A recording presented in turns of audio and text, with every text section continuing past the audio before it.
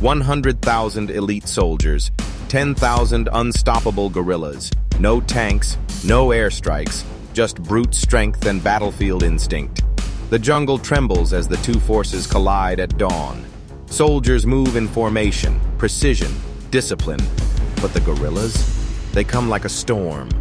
Raw, wild, relentless. Within minutes, the first line is crushed. Screams, mud, blood. The rain pours harder. 72,000 humans remain. 7,400 guerrillas. The soldiers regroup. Traps, tactics. But the apes, smarter than expected, start flanking. One guerrilla leaps through fire, slamming 3 men aside like toys. By nightfall, it's chaos.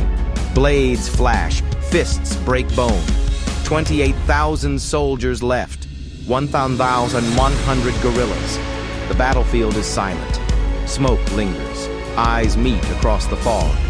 Then, the final charge. But something happens. The soldiers lower their weapons. The last 3 guerrillas stop. No roar, no rage. Just exhaustion. Understanding.